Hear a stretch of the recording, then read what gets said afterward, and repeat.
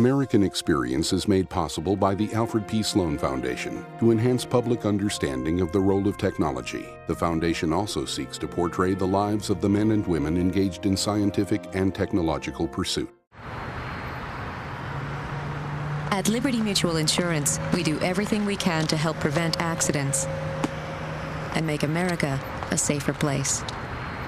Liberty Mutual is proud to support American Experience. How do you get a weed-free lawn, a healthy garden, a home that's pest-free? Every day we work to find new and better solutions. Ortho, proud to support the American Experience on PBS.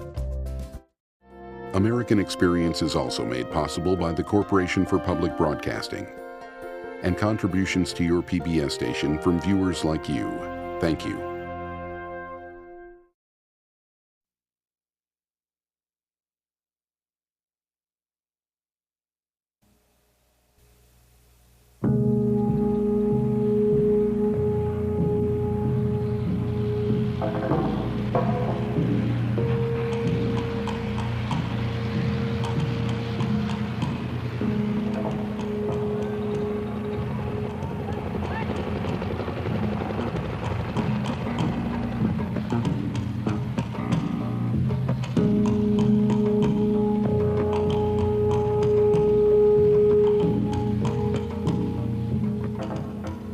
When the United States votes $400 million to help that war, we're not voting for a giveaway program.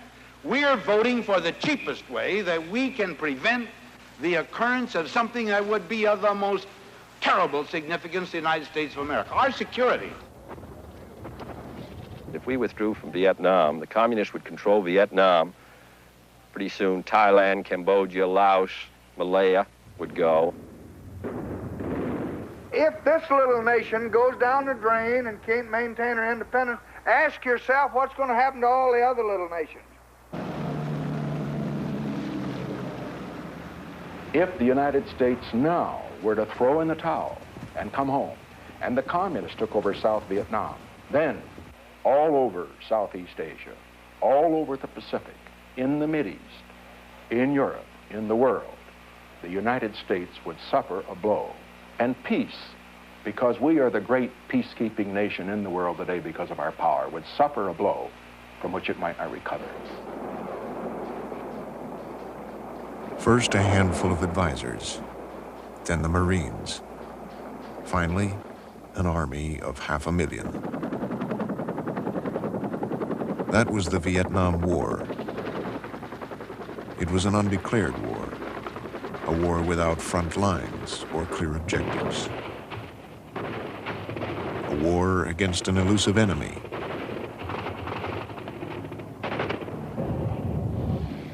A war.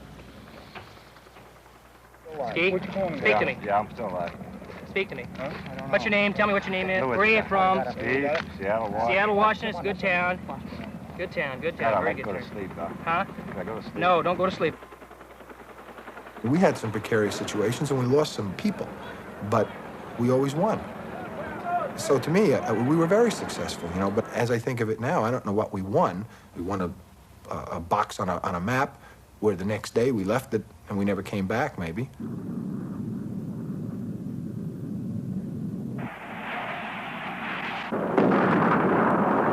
It was a war that blurred the line between friend and enemy.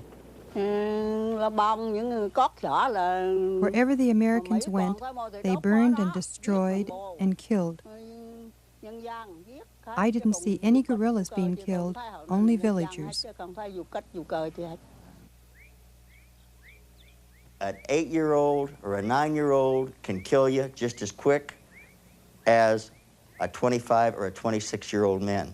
Back here in the States, the kids are playing cowboys and Indians. Over there, they've been playing it for real.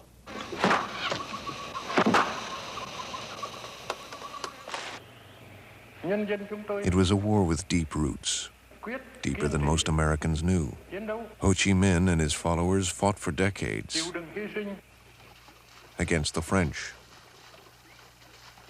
then against the Americans and their South Vietnamese ally. I always believed in my country. But instead of sending my sons out to defend their country,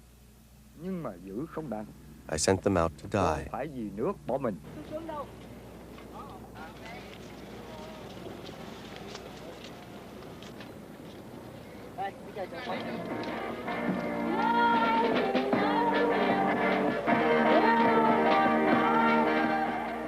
It was a war that turned South Vietnam inside out. A war that changed the GIs who fought it. GI, you want Vietnamese cigarette? For a box of Tide, you could get a carton of pre-packed, pre-rolled marijuana cigarettes soaked in opium. For $10, you could get a vial of pure heroin. You could get liquid opium, speed, acid, anything you wanted.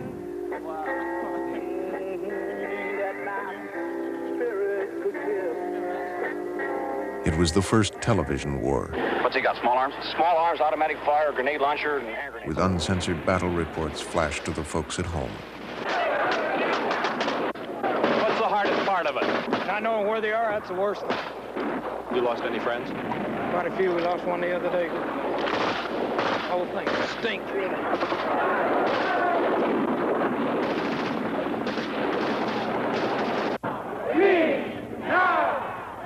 It was the first war Americans opposed in huge numbers, openly and passionately.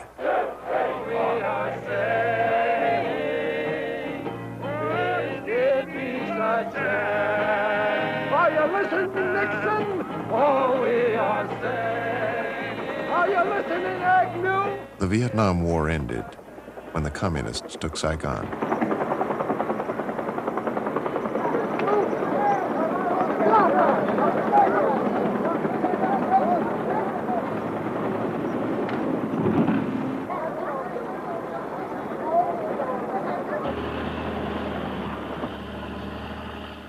The end of the war left questions and issues that are still unanswered and unresolved.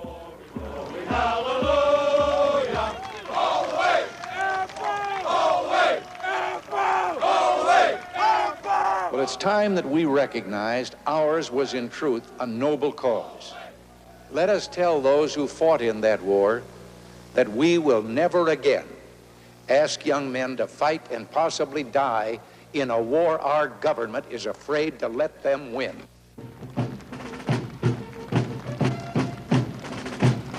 Vietnam, a noble cause, a shameful venture.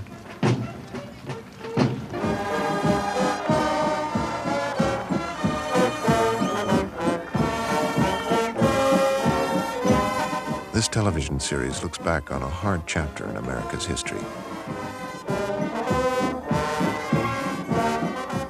2.5 million Americans fought in Vietnam, and 58,000 Americans died there. Why?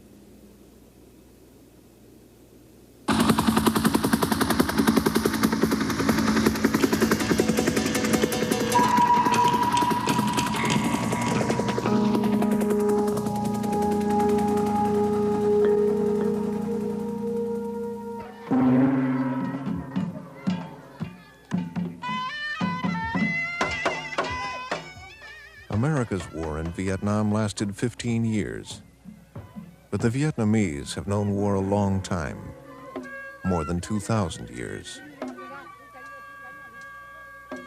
Their traditional enemy was China, their giant neighbor to the north.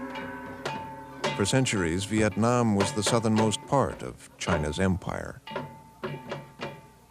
The Vietnamese absorbed Chinese culture and customs, but they never accepted Chinese rule. Today, throughout Vietnam, they commemorate the Trung sisters, who led a rebellion against China in the 1st century after Christ.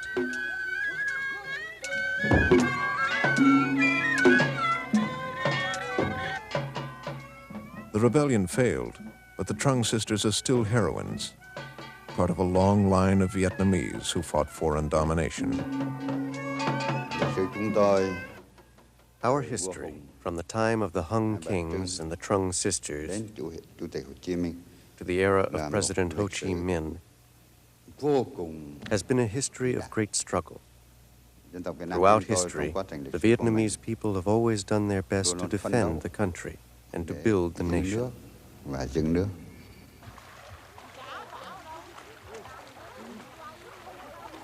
They fought for almost 1,000 years after the Trungs to evict the Chinese.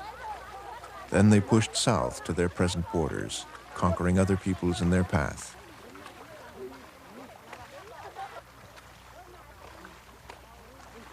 The country expanded so rapidly that it fragmented in a series of civil wars. Despite their internal conflicts, the Vietnamese regarded themselves as one country and one people. But they were too weak and divided to fight off the conquering Europeans in the 19th century. Around 1860, the French seized the area near Saigon. They took over central and northern Vietnam during the next 2 decades, and by 1885, Vietnam had once again lost its independence. French Indochina at the end of the 1880s, Laos, Cambodia, and Vietnam, which the French divided into 3 regions, Cochin China, Annam, and Tonkin. To the Vietnamese, the division was a deliberate attempt to destroy their national unity.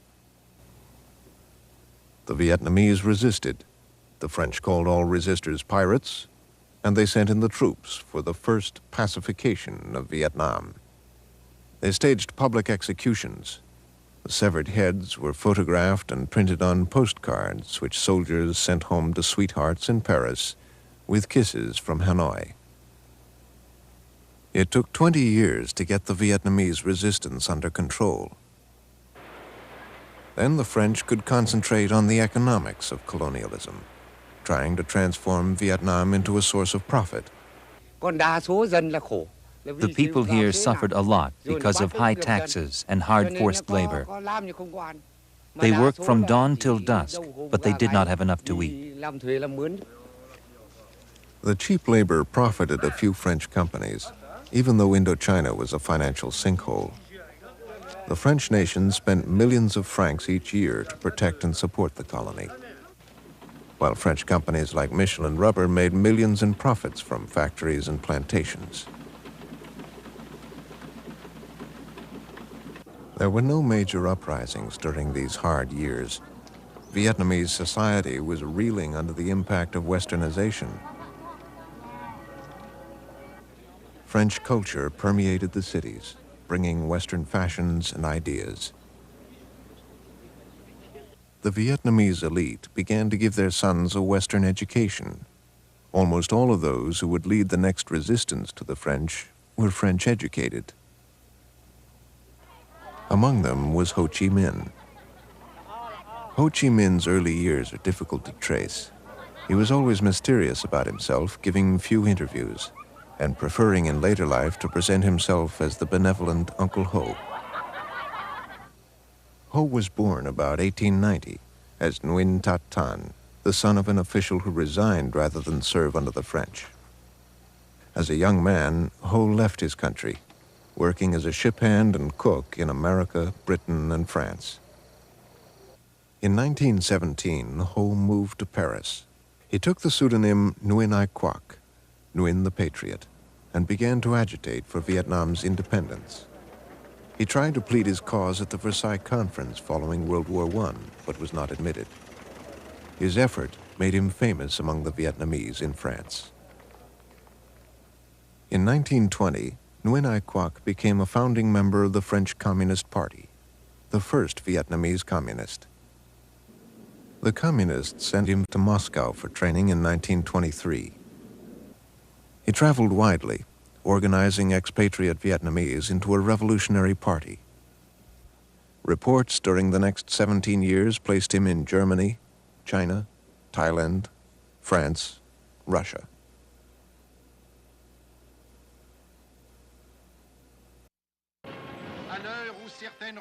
France was proud of its colonial record. Dans de nombreuses régions, autrefois désertiques, où des tribus hostiles les unes aux autres traînaient une existence misérable, les civilisateurs français ont apporté la paix, le travail, la prospérité, la joie. Par son importance et sa fécondité, le domaine français d'outre-mer est devenu un élément essentiel de la vie économique mondiale, une force active de la civilisation, un glorieux témoignage de la grandeur de la France.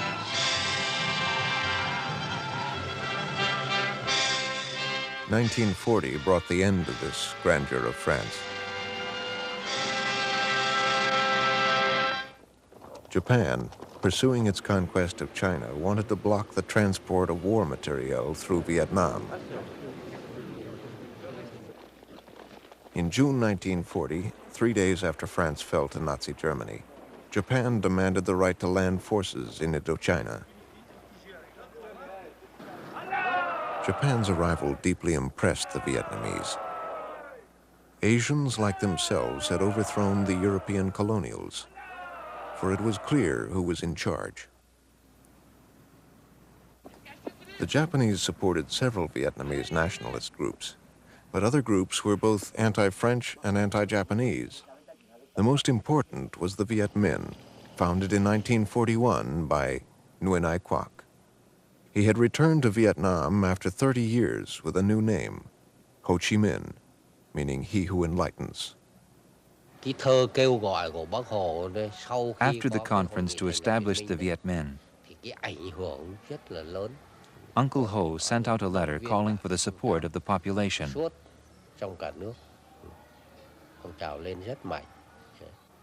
And it was this that rallied the entire country around the movement.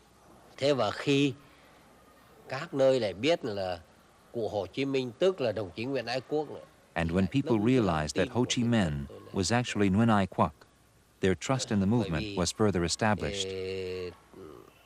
This was because the name Nguyen Ai Quoc had been widely known in the country. People knew that he was a great patriot.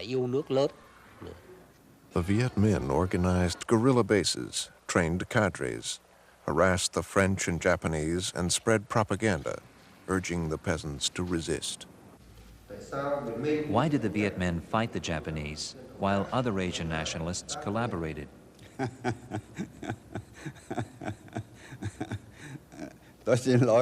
I apologize, but this is a very funny question.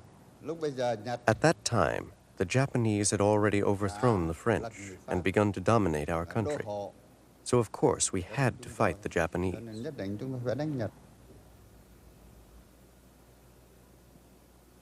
By early 1945, Vietnam was suffering a terrible famine. People blamed the French and Japanese, who were hoarding rice, feeding it to Japanese troops, and even exporting it to Japan, while an estimated 2 million Vietnamese out of 8 million in the northern areas died.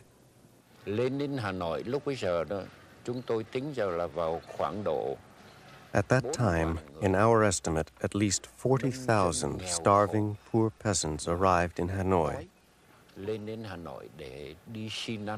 to beg for food and to wait for handouts, for alms.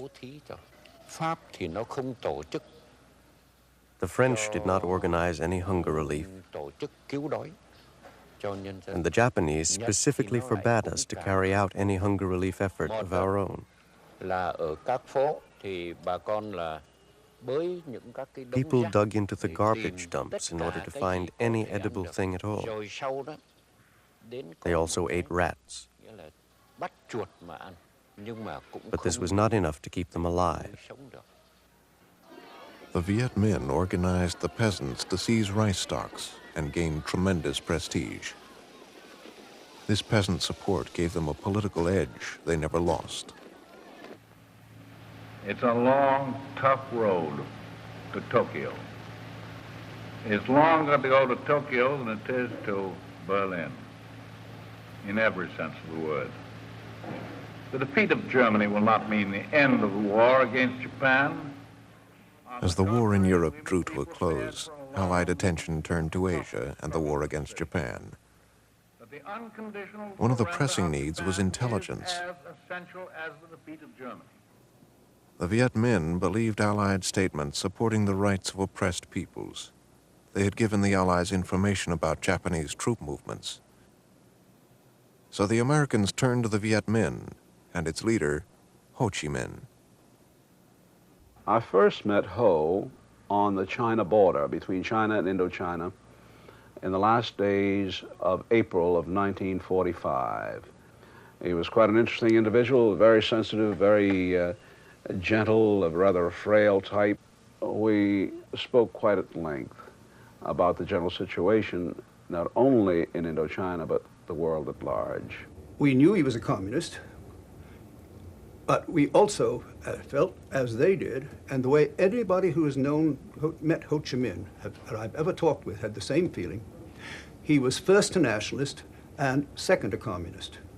That is, he was interested in getting the independence of his people, and then he thought probably the best thing for them was the communist type of government. But he was a nationalist first and foremost. The Viet Minh agreed to help the Allies. Major Patty sent a training group, the Deer Mission, into the northern mountains.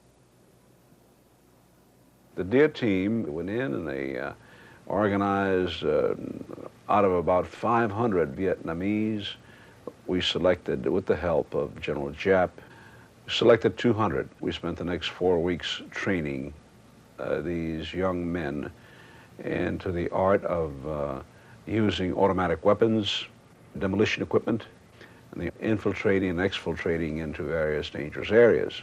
There, for the first time, we saw what kind of troops the Viet Minh were. They were a very willing, fine, young nationalist, really what we used to say gung-ho type. They were willing to risk their lives for their cause, the cause of independence against the French. Before Ho's men could prove their willingness, World War II was over.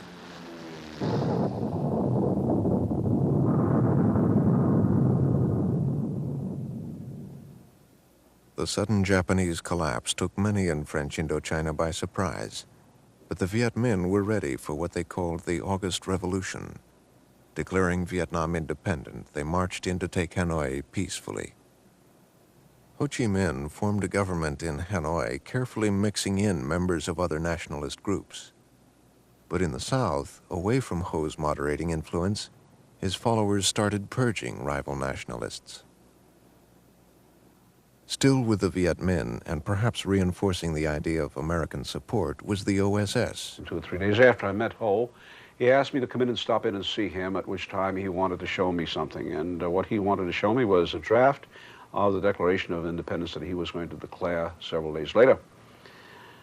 Of course, it was in Vietnamese and I couldn't read it, and when it was interpreted to me, I was quite taken aback to hear the words of the American Declaration of Independence. Words about liberty and life and the pursuit of happiness, etc. I just couldn't believe my own ears.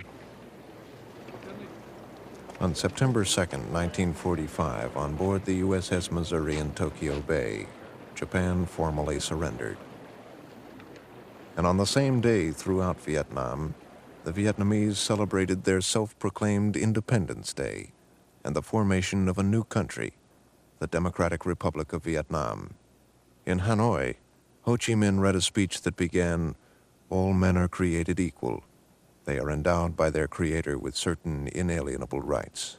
Vì vậy đó, đến khi mà Hồ Chủ tịch lên lễ đài đó. I can say that the most moving moment was when President Ho Chi Minh climbed the steps and the national anthem was sung.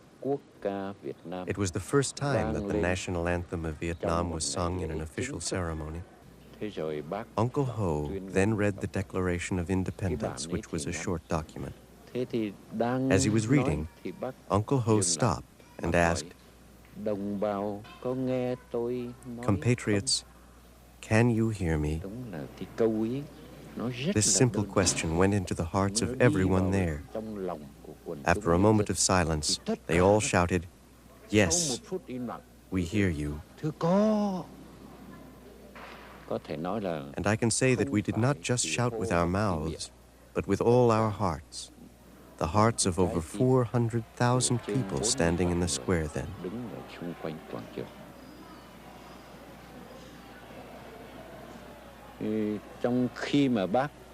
After Uncle Ho finished reading the Declaration of Independence,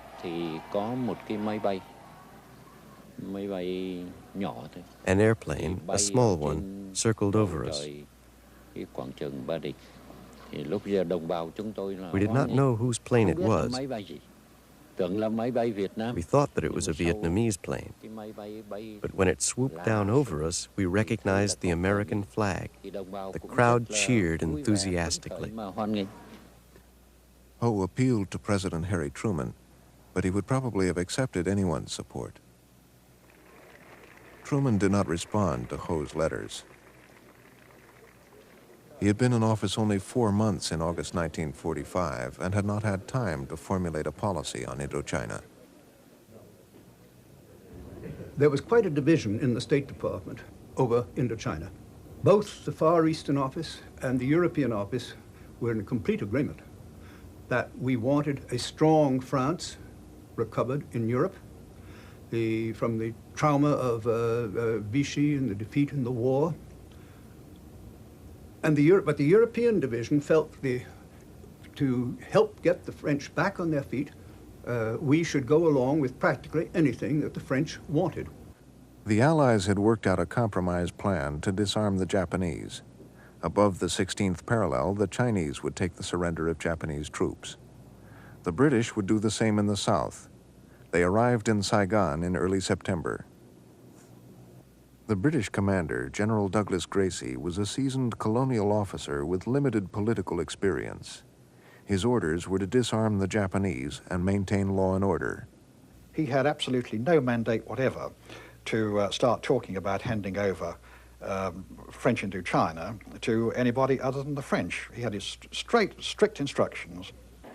The British rearmed the French and helped them drive the Viet Minh out of Saigon. The Viet Minh fought back, but they had few weapons to use against the French troops. In the south, the French retained control. In the north, Ho's Viet Minh had widespread support, but they also faced a problem: 150,000 nationalist Chinese troops. The Chinese came to disarm the Japanese. They stayed to loot and disrupt, and they threatened to remain indefinitely. Desperate to expel the Chinese, Ho Chi Minh negotiated with the French. In March 1946, they reached an agreement.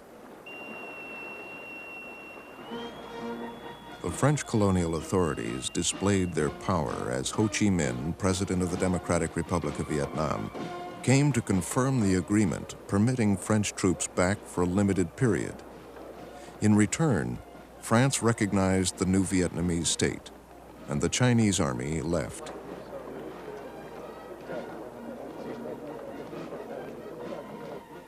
Ho Chi Minh was gambling that the French would not try to seize power, and that a long-range agreement could eventually be negotiated.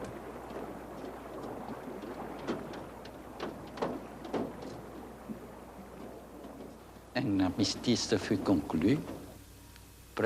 truce was concluded.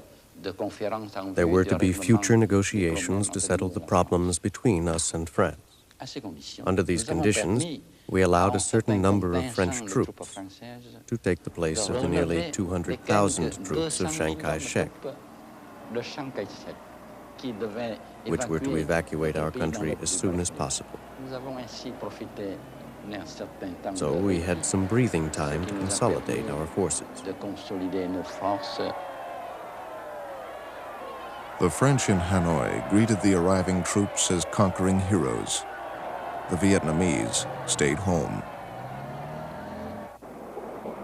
Ho Chi Minh traveled to France to continue the negotiations, but the French cabinet had collapsed. There was no one to negotiate with. Ho had to play tourist until a new coalition was formed.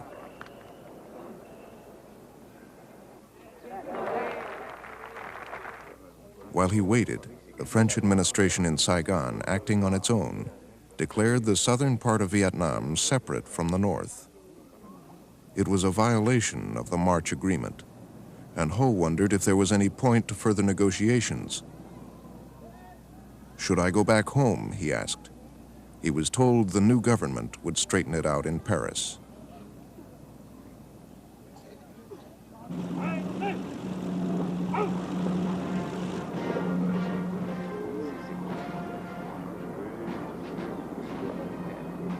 In 1946, Ho had been famous as a patriot for a quarter of a century, and the Vietnamese in Paris turned out to welcome this first president of an independent Vietnam.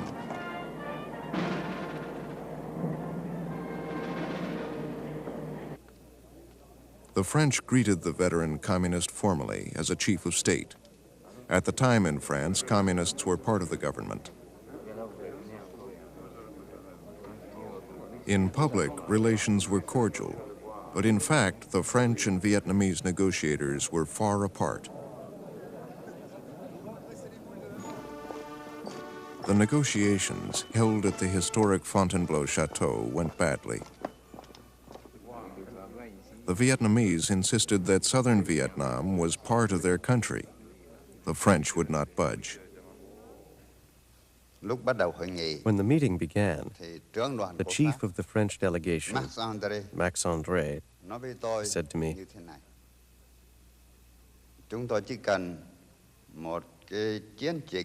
"We only need an ordinary police operation for 8 days to clean all of you out."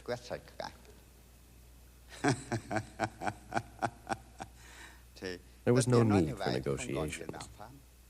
The solution had to come from Fontainebleau. Then the negotiations at Fontainebleau failed. From then on, relationships deteriorated. The climate deteriorated. The March Agreement was dead. With French and Viet Minh forces at close range, the fighting escalated. There were provocations on both sides. In November 1946, the French shelled Haiphong. Many French officers believed only force would stop the Viet Minh. When we visited Haiphong afterwards, all Vietnamese neighborhoods were completely wiped out. There were dead buried under debris. It is difficult to know the exact figure. But the larger part of the city, it seemed to us, from what we saw, almost the entire Vietnamese part of the city had been destroyed.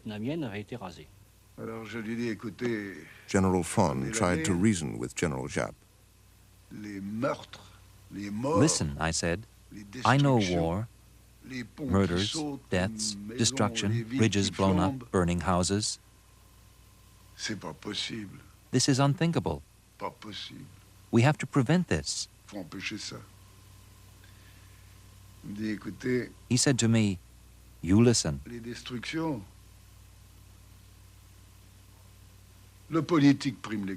Politics come before economics. The destruction is not important. The deaths, 1 million Vietnamese deaths, not important. The French will die too. We are ready. It will last 2 years, 5 years if necessary. We will no longer give in. By late 1946, Ho Chi Minh's government was forced out of Hanoi, out of the cities. The First Vietnam War had started. The French were confident that they could wipe out Giap's ragtag army quickly. They were a modern army with modern weapons, most bought with U.S. aid.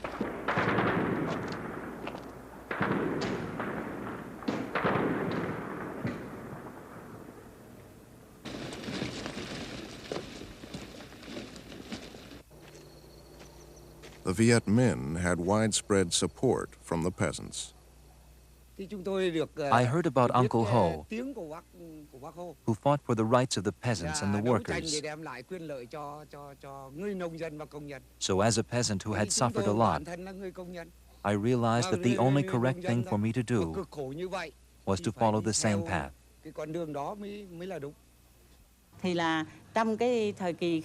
At first, we did not have any weapons except for bamboo spears. But in the northern part of our country, they were producing arms. I was appointed to go there to report on the situation in the South. Uncle Ho told me that he carried the South in the depth of his heart,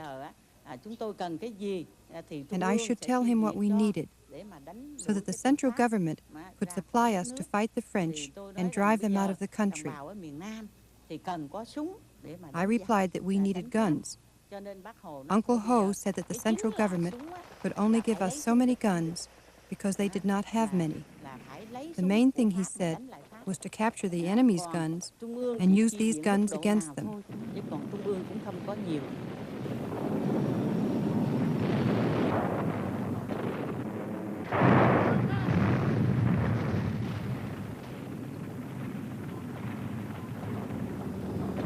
The French bogged down in a quicksand war. Again and again, they declared an area pacified, only to find it slipping back into Viet Minh control. The guerrillas seemed to be everywhere and nowhere.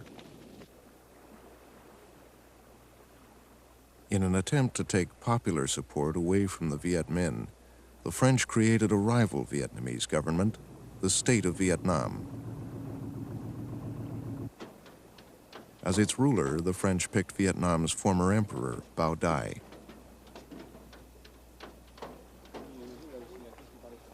But they placed so many limitations on his regime that to many Vietnamese, it did not seem at all independent. 1950 brought a new source of help to the Viet Minh. Mao Zedong's forces arrived at Vietnam's borders, having taken all of China. They extended diplomatic recognition to Ho's government, the first country to do so. The Soviet Union followed quickly, and a week later, the United States recognized Bao Dai's rival state. Lines were being drawn in a continuing Cold War. In the early 50s, the United States had a concept of communism, international communism, as a hard, monolithic bloc of China and Russia with no crevices in it that was seeking to expand and gain a dominant position in the world. In Europe, they had taken over Eastern Europe, pushed into Czechoslovakia, and in Southeast Asia, an area in which we had interest, they seemed to be trying to do the same thing. The cause of freedom is being challenged throughout the world today by the forces of imperialistic communism. In May 1950, for the first time, President Truman authorized direct U.S. aid for the French war in Indochina, $10 million, the beginning of an American commitment. They have proved time after time that their talk about peace is only a cloak for imperialism. The U.S. commitment deepened after North Korean troops invaded South Korea at the end of June 1950. It was decided on the very weekend of the North Korean attack that we would step up our aid very significantly to the French and to Southeast Asia, because we did not know at that point whether or not the Chinese might attempt to move into that area as a part of a general offensive in Asia. By the end of 1950, the United States had given $150 million in aid to the French forces, including planes, tanks, fuel, ammunition, and napalm.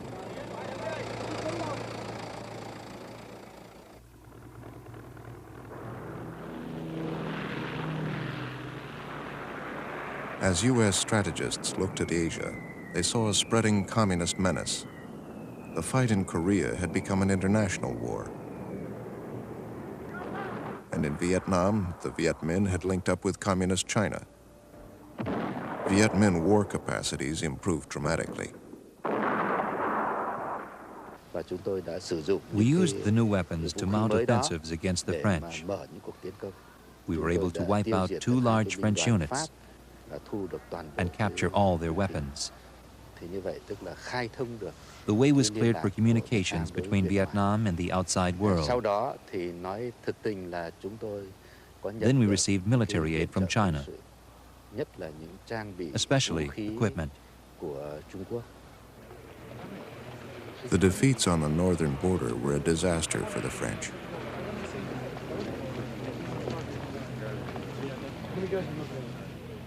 The Indochina War was no longer just a colonial conflict.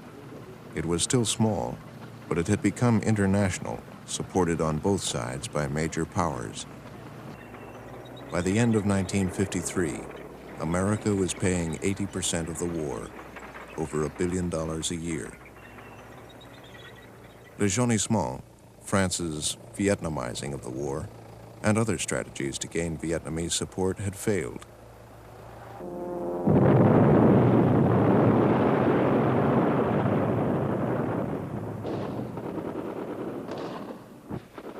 The French controlled the cities, but the Viet Minh controlled the countryside.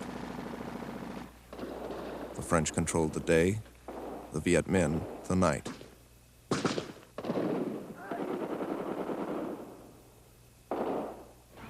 General Henri de Navarre came in as the 5th French commander in 5 years.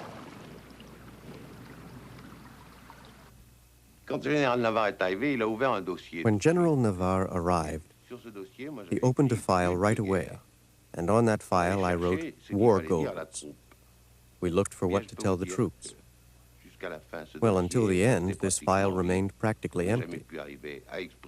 We never could express concretely our war goals. General Navarre tried yet another new strategy. French units were set up in remote areas, supplied by air. Their mission was to search out and destroy the Viet Minh. The French planned to test their new strategy in a valley set among the western mountains, 170 miles from Hanoi, Dien Bien Phu. The Viet Minh had passed through the valley during a major attack on Laos. The French expected another attack and thought Dien Bien Phu would be the place to engage them. In November 1953, 12,000 French troops began dropping into the valley under the command of Colonel Christian de Castro.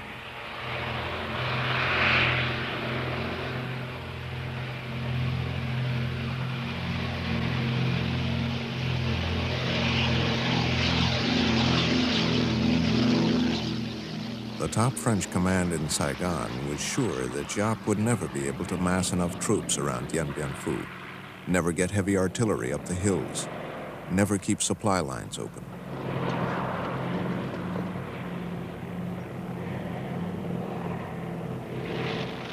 The command at Dien Bien Phu was equally confident. The artillery officer insisted that no Viet Minh gun would be able to fire more than 3 rounds.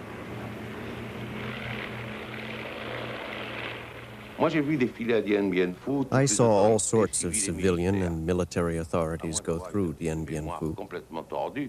Unless my memory is completely twisted, I don't remember a single one. Absolutely not a single one of these authorities who didn't find that Dien Bien Phu was a formidable base. It was the great land and air base. It was untakeable. The Viet Minh saw Dien Bien Phu as a great opportunity, but a great gamble, too. Ho Chi Minh's forces had lost heavily in attacks on other French strongpoints, but they decided to take the risk. From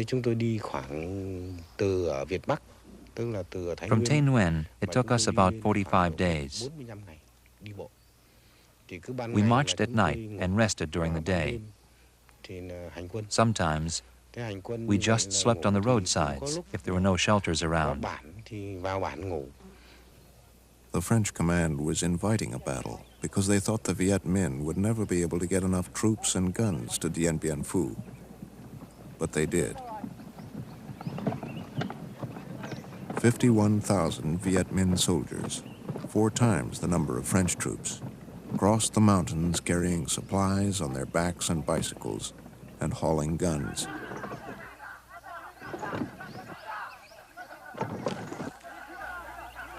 Both sides had a special reason for wanting to win at Dien Bien Phu. At this same time, January 1954, the great powers were meeting in Berlin. They set a date and place, April 26th in Geneva, to meet and discuss Asian issues, including the Indochina crisis.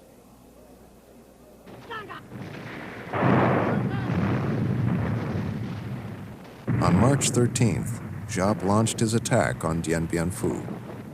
The battle began with massive human wave assaults.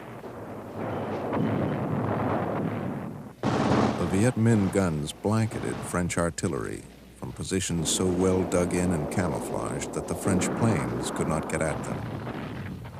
The first post fell within 8 hours. By the next day, March 14th, the Viet Minh shelling had destroyed the main airstrip.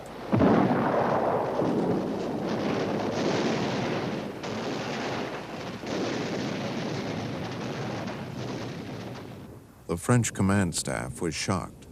Colonel de Castries became withdrawn, uncommunicative. On the second night, the artillery commander committed suicide, saying, "I am completely dishonored." 4 days into the battle, the Viet Minh controlled the entire perimeter. The cost was high, thousands dead and wounded among the Viet Minh. Giap decided to change strategy. This decision on the Dien Bien Phu front constitutes for me one of the biggest and the most difficult decisions in my fighting life. As commander, General Vo Nguyen Giap decided to end this attack based on the human wave tactic. The entire plan was changed. The attack was stopped, and all the heavy artillery pieces were pulled back to a distance. Then trenches and tunnels were dug, and the morale of the troops was rebuilt based on the slogan, "Advance solidly, fight solidly." Shovels became extremely important weapons. All the cadres and soldiers put most of their time and energy into digging trenches and tunnels. We slowly surrounded Dien Bien Phu with trenches, cutting into the airstrip so it could not be used again, slowly tightening the noose around the necks of the French.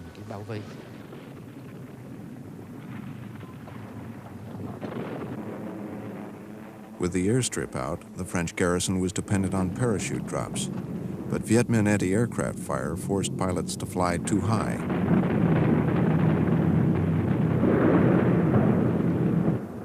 Supplies began falling into enemy hands. General Giap's change in strategy was working, and he settled in for a long siege.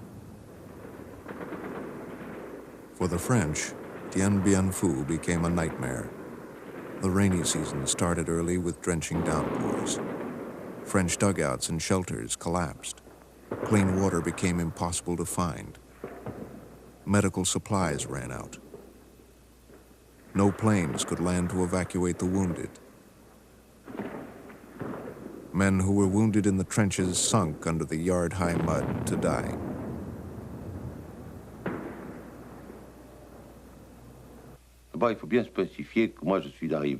I arrived during the night of May 2nd, and Dien Bien Phu fell on May 7th.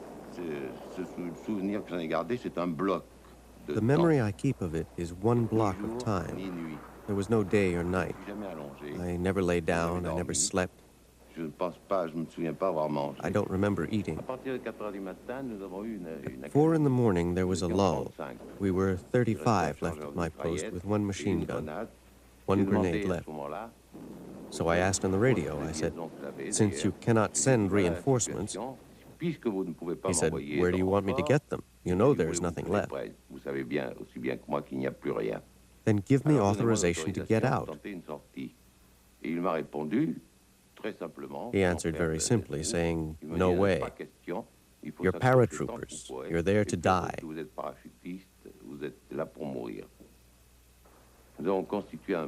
We built a barricade with corpses at the entrance since we had no sandbags, and we waited. And we saw the shadows coming one by one, the Viet Minh.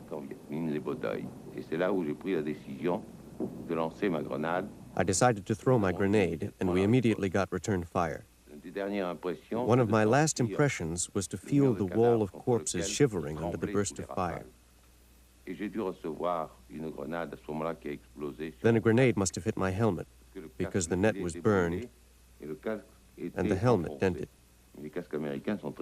American helmets are very solid. I lost consciousness, and when I came to, there was above me, very close, a surgeon's mask from which a voice came, "You are a prisoner of the Army of the Democratic Republic of Vietnam."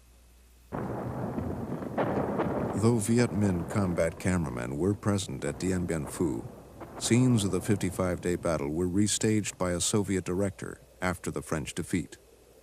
Some of the film sequences are authentic, some reenacted. Dien Bien Phu cost the French 1,500 dead, 4,000 wounded, 10,000 taken prisoner. Many of the prisoners died in Viet Minh camps. The Viet Minh victory at Dien Bien Phu cost them even more, 8,000 dead, 15,000 wounded.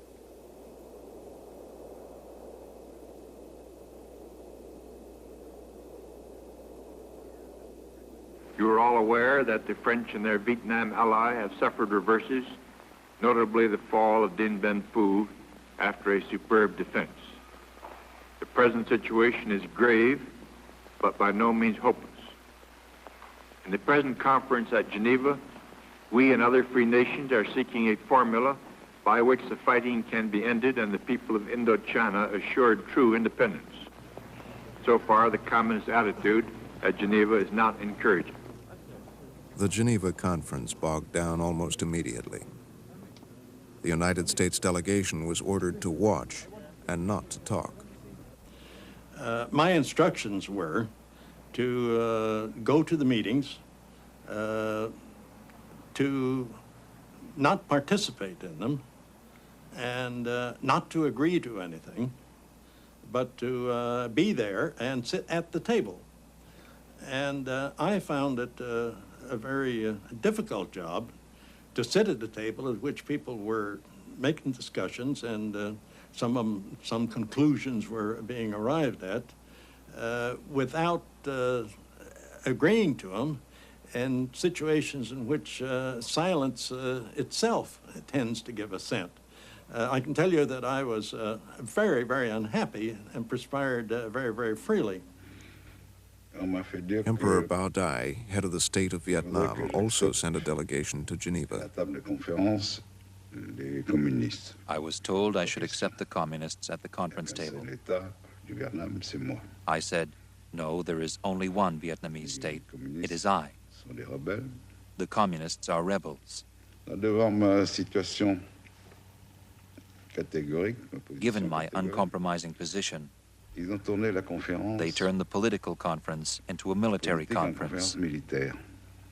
In June, the French cabinet fell, and a new prime minister took over, a critic of the war, Pierre Mendès France. Mendès France made a promise to the French National Assembly. If he could not resolve the Indochina question at Geneva within 30 days, he would resign. The United States feared this meant France might abandon Indochina to the communists. Washington was not at all clear as to what kind of an agreement Mendès France was proposing to make, or what agreement he would make.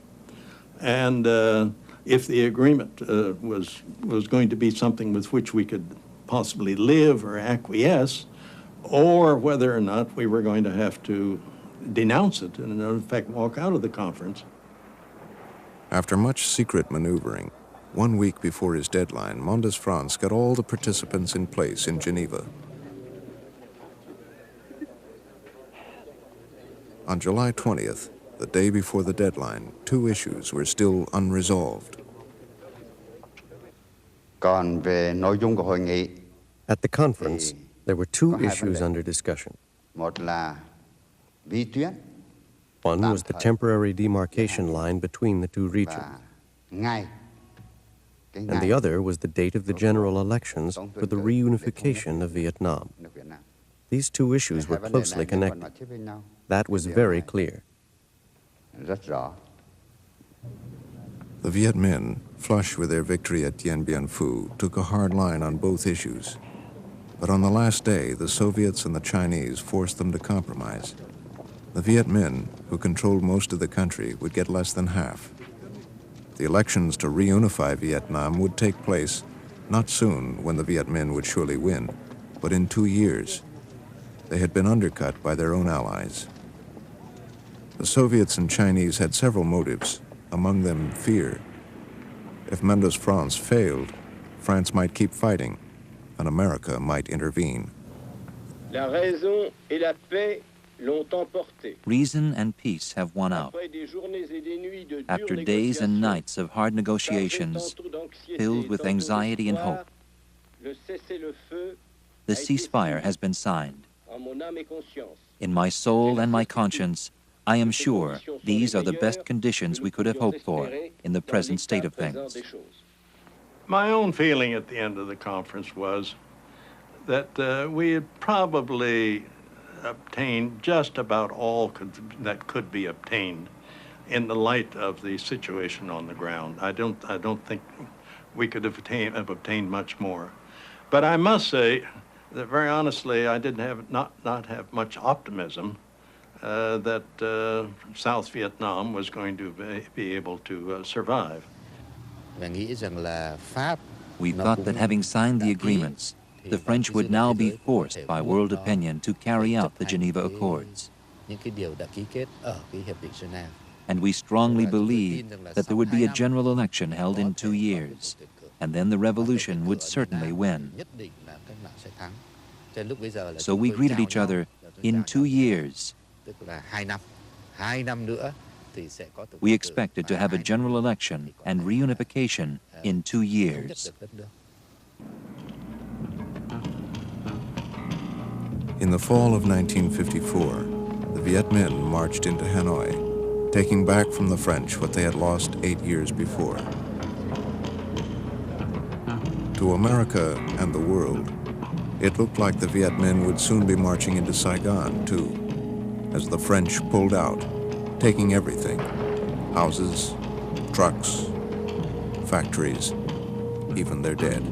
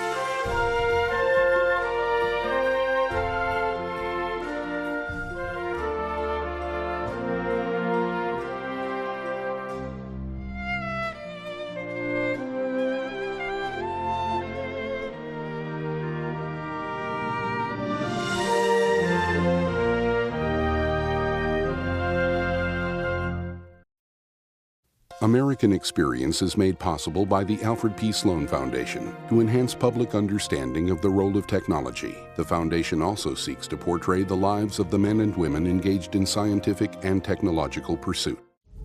At the Scotts Company, we help make gardens more beautiful, lawns greener, trees taller. If there's a better business to be in, please let us know. At Liberty Mutual Insurance, we do everything we can to help prevent accidents and make America a safer place.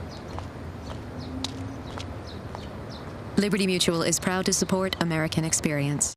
American Experience is also made possible by the Corporation for Public Broadcasting and contributions to your PBS station from viewers like you. Thank you. Major funding for this program was provided by the National Endowment for the Humanities.